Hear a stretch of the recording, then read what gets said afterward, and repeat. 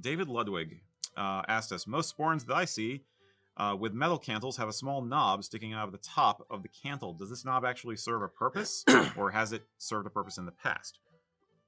Does it mean anything? Yes. Okay. The knob on the top of a dress sporran. Way back when, dress sporrans functioned slightly differently than they do now. It was, basically it's a pouch where you keep your stuff.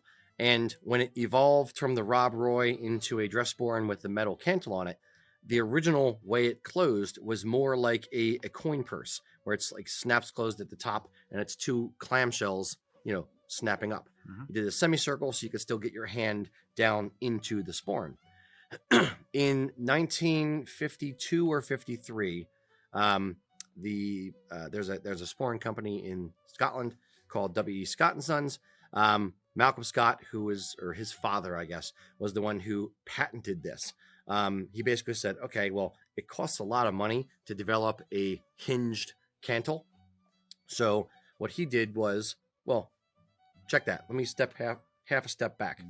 The hinge had to have a way to close. So there was a little catch, a little spring and spike, effectively, that went down inside the sporran that caught on a clasp on the inside of the sporran.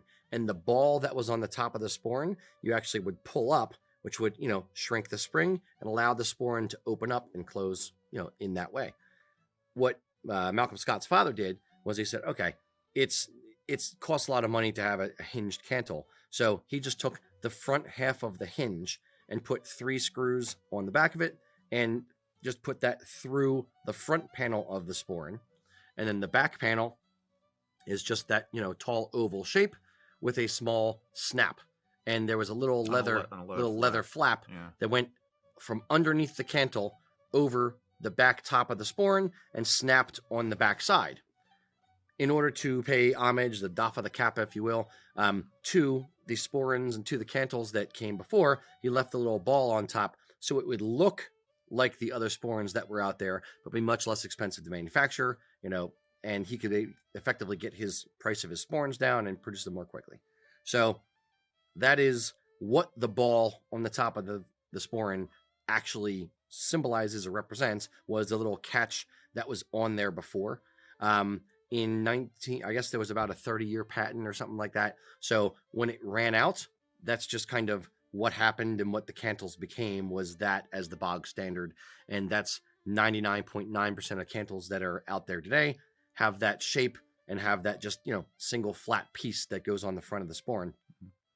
Interestingly enough, some of the current day cantles actually are doing away with that ball on top, and it's just the straight semicircle kind of thing. Yeah, since it's become just a piece of art now, people are modifying even further and removing that survival, the if unnecessary you will. bit. Or they're playing it up, like on our Irish cantle that we made.